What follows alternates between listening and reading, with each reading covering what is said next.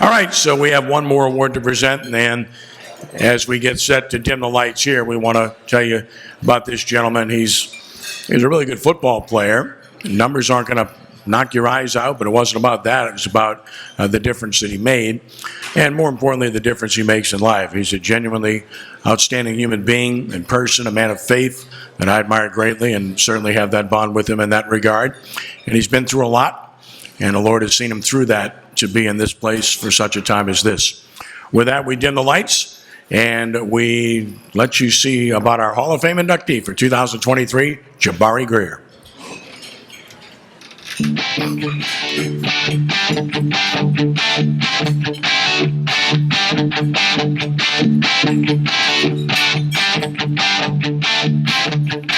Jabari was an undrafted free agent, came in, worked his tail off, and really developed himself.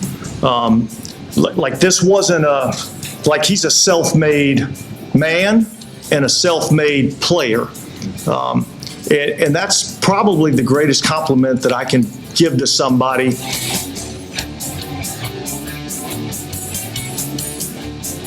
Greer knew he would have to earn his way to make a very strong impression to have a chance to even make an NFL roster. The long shot, the shot in the dark, became a hot shot in little or no time, earning a roster spot, earning his way on the field as a starter in his first season, and proving he could play and play at a high level in the NFL. Greer did so for 5 seasons with the Bills before he signed as an unrestricted free agent with the New Orleans Saints in 2009.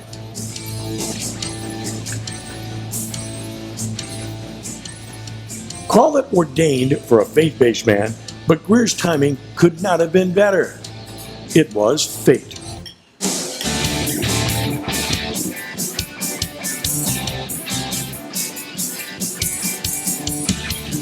The Saints opened the season 13-0 before winning the NFC South and winning the NFC Championship, beating the Minnesota Vikings in the Superdome. New Orleans then captured Super Bowl 44 in Miami, defeating the Indianapolis Colts 31-17. It was the first of 5 seasons for Greer with the Saints. It was a season in which he played in 9 games and had a pair of interceptions. Greer was a starter for the next 4 seasons, including for playoff teams in 2010, 2011, and 2013, playing a huge role in the Saints making the playoffs in 4 of his 5 seasons with New Orleans.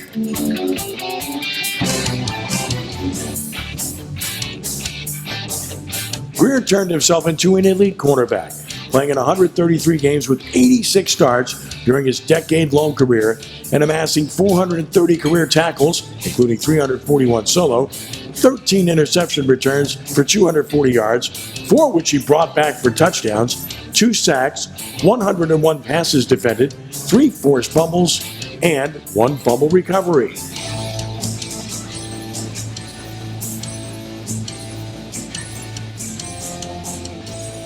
Greer played in 63 games with 60 starts for the Saints and posted 290 stops, including 227 solo with 9 interceptions, 68 passes defended, a forced fumble, and 1 fumble recovery. Greer regularly drew the assignment of guarding the top receiver on the opposing team.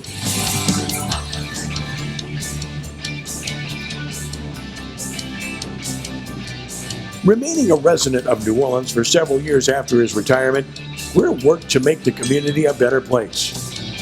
During his playing days, he established a foundation, the Greer Campaign, with the express mission of emphasizing fatherhood and uniting families, providing support for fathers and community service programs to fathers and their families both in the New Orleans area and in his home state of Tennessee during his playing days. In both 2011 and 2012, charity balls in New Orleans to help support these initiatives took place.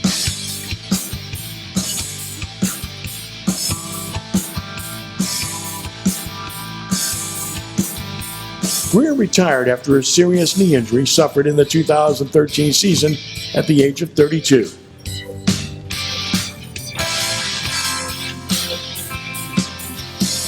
His legacy is secure, having played a large part in the greatest success in franchise history, and now with this high on. I'm probably more proud of this player, not in terms of the type of player that he was, but the type of person that he is. Man, just a great human being, a wonderful father, a tremendous friend, and well-deserving of this recognition into the 2023 class of the New Orleans Saints Hall of Fame.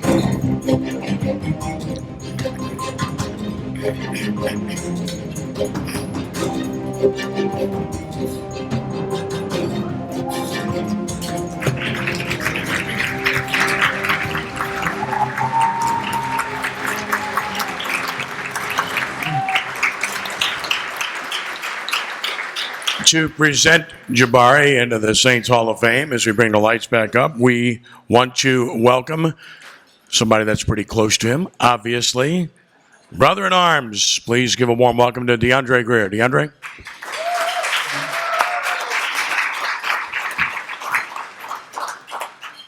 Good afternoon to all the organizers, guests, honorees, and their families. Like you said, I'm Jabari Greer's older brother, and this is a very joyous occasion. But words would never express how proud we are as a family of you, brother. I've been with you from you was in mama's womb, moving around, to right now, right? I knew you were gonna do great things and be remarkable. I can remember when we started off playing tackle man with the football, right? Throwing the ball up. To some that's not familiar with tackle man with football, when you throw a ball and you tackle. Me and my brother played it a different way. We played it in a hard way, probably no bigger than this. There was no go, you couldn't go right, you couldn't go left. We had to go straight through each other. And every single time Jabari would bounce back up, I'm ready to go. I knew he was gonna be great then. He went on to have a stellar career in high school, in college, in the NFL. He's a Super Bowl champ. He's overcame every obstacle that's been thrown at him. He's a great father. He's a loving brother. He's an excellent son and husband. There's no award ever that could. We're proud of you, bro.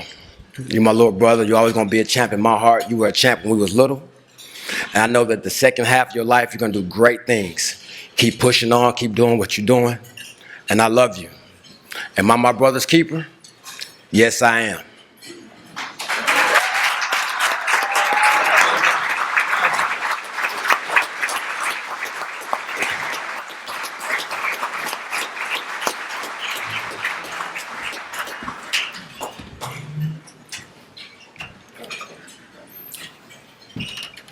Thank you. Appreciate that.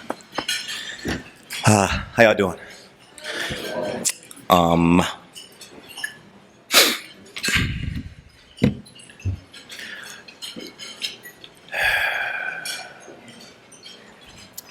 So,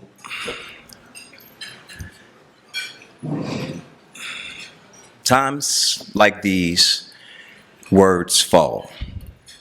They lay still, and then they disperse. And in between their scattered shards, we find that which we truly mean. And that's probably my favorite poem, not only because it came from a very vulnerable place, but I think what resonates is the fact that no matter what I say, no matter what we've said here, it really can't encapsulate, it can't contain all of the experiences, all of the joy, all of the thanks and the humility that we have in our hearts for this honor. And one thing that I've learned in my life, is that there is a skill, there's a lesson, there is a work to be done in accepting and embracing the love that's poured into you. I like to give thanks to the New Orleans Saints alumni for the opportunity to lay the foundation. It's because of them because of the work that y'all did in the 60s, in the 70s, in the 80s, in the 90s, that we were able to have success in 2009. It is the reason why y'all have paved the way and grown this fan base, this dedication. This fan base is a part of the community because of the sacrifice and the time and the intention that you put into the craft and the skill that you've given. And I thank you for allowing me to be able to give voice to the alumni and to join you and be on that table one day when there's another man receiving this honor. And I hope that I can show up for him just like y'all showed up for us. Thank you. Oh, I ain't done yet, y'all. What are we talking about? I still got some talking to do.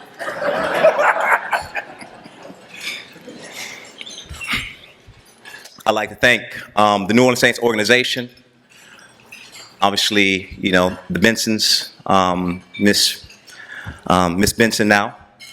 Ken, thank you so much, man, for all the work that you've done. This is what I mean. It was hard for me to be able to understand the magnitude of what Ken and the New Orleans Saints Hall of Fame and the New Orleans Saints, the work that they put in to make this happen for me. It was like, you know, I don't deserve this. This is too much. But somebody loved me so much. Somebody appreciated me so much that they went through all this work. Appreciated us so much that they went through all this work to say that, you know what, we're going to set you apart today. And there's a skill and honor in that. There's a skill in receiving that. There's a skill in embracing that. And so, no, I don't want to, I could talk about stories all day. But I think once I stand up on here, if I have an opportunity to be able to express anything to y'all, it's that when somebody pours their life into you, accept it. Enjoy it. And honor it. Because we don't get that many people that are willing and are able to pour into our life like that. So, when I was a young man, 6 years old, I came up to my mom one day and said, Mama, I'm going to be a professional football player. I said it with the most conviction I've ever had in my life. I was 4'5", 65 pounds, just completed my first year, my first season of Little League football, and I'm about to go to the league, right? I tell my mom I'm about to go to the league. She looked at me, she said, that's incredible, baby. That's incredible. But just first, get your scholarship. First, go get a scholarship. And I remember those words resonated with me because not only did I have a dream, but I knew I had a journey. I had a path to go. I had a direction. Right? It was not left into the stars. This was a determined route right here. Oh, okay. I want to get to the league. Next thing I need to do is get a scholarship. Oh, what does it take to get a scholarship? I need to go out there and run. What do scholarship players look like? What do I actually want? I had to earn my dream. I had to earn it. And through God's grace, God put people into my life that poured into me time and chance. There was opportunities. Players went down. There were coaches who believed in me. There were people who invested in me. My wife would take care of business. I had no worries. I could show up and I could be free to play and give every single thing that I had, not because of this talent, this gift that I had, but because of everybody else who was willing to pour and to love me and give me every single thing that I need so that I can be successful. And the truth is that you love somebody just like that. You have somebody that you poured into. You have someone. There's someone that's poured into you like that. So while we honor this Hall of Fame, this is great. I'm so thankful.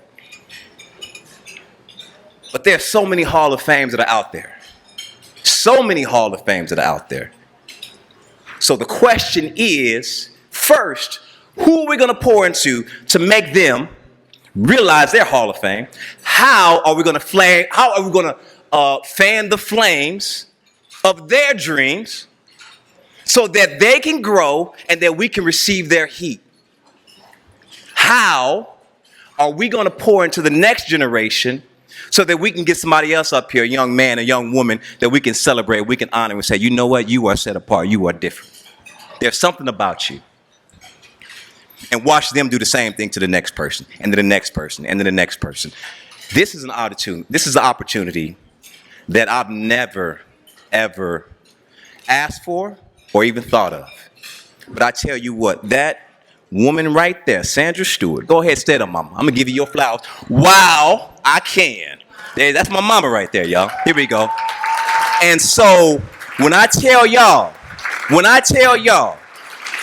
that woman, along with my father, never, ever, ever decided, never told me that my 5'5", 5'6", 5'7", 5'8", 5'9", 150 pounds soaking tail, that I could never do it.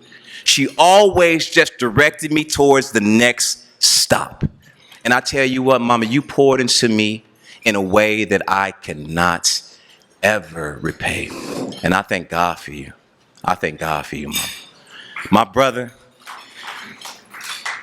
DeAndre, he didn't tell you. DeAndre was the roadmap. My brother was the roadmap. My brother used to have to beg me, used to have to tell my mama to get me out there to play the football. I didn't want to go outside. I wanted to stay inside the house and watch Sesame Street every single day. In 5th grade, I was too old to be watching Sesame Street, but I didn't want to get out the house.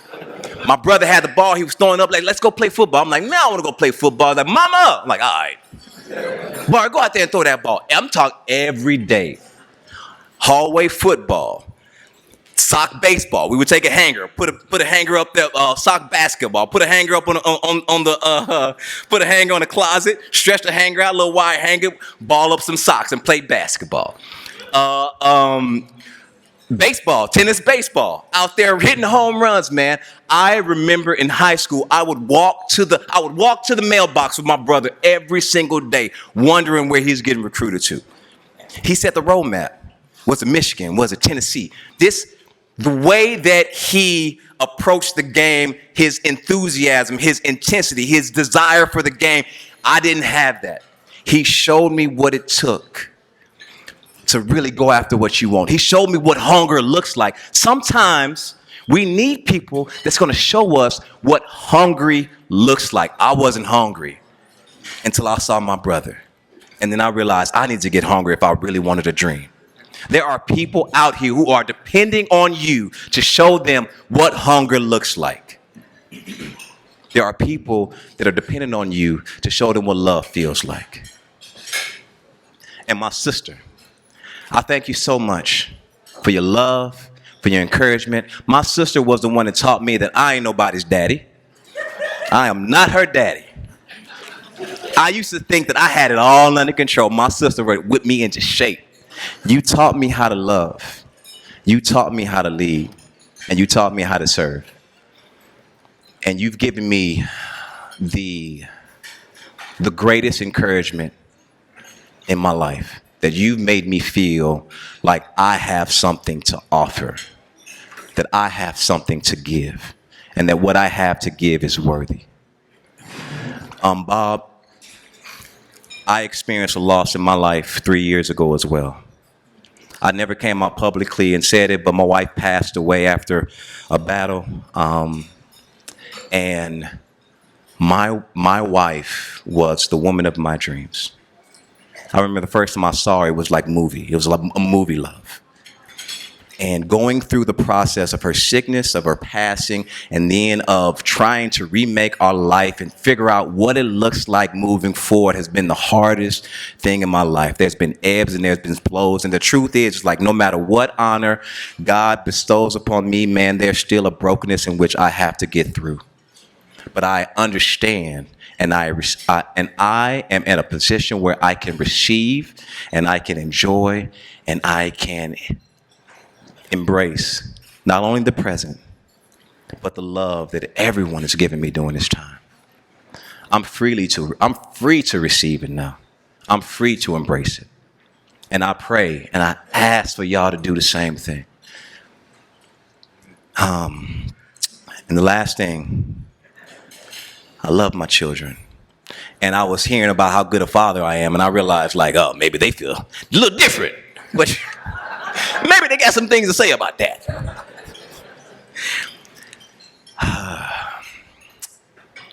Thank you so much, Jada, Jeremiah, Jashayan, Elias, and Isidore.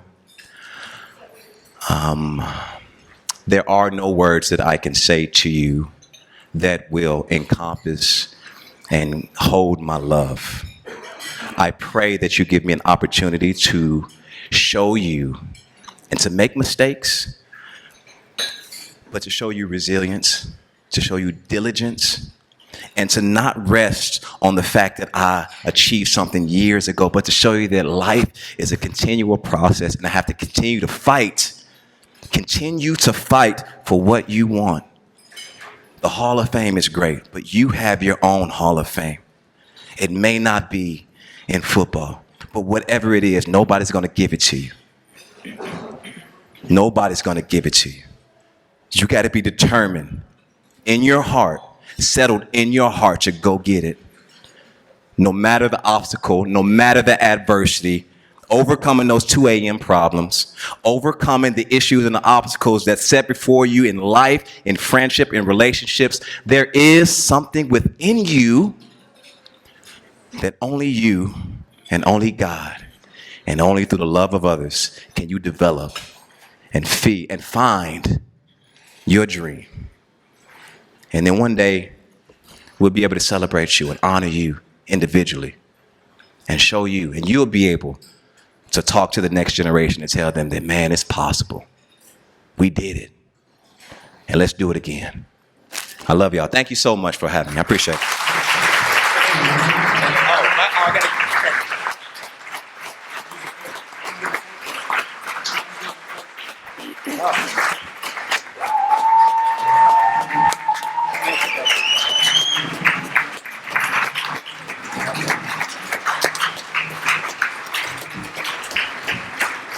Now we'll unveil the portrait for the Saints Hall of Fame that will hang eternally.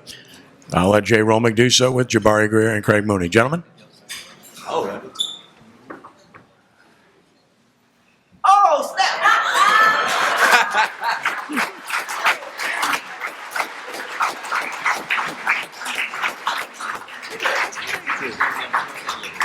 Jabari Greer's portrait. That's not all, because Mr. Romick has another presentation.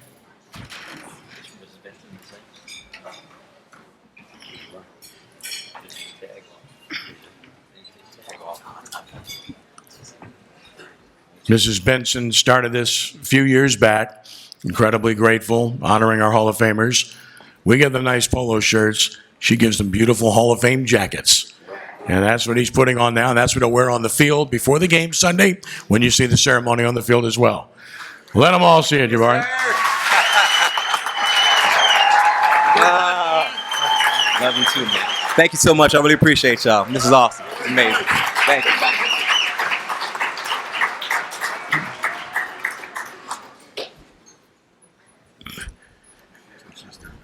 I should probably get this in my phone, huh? One more time for Jabari Greer.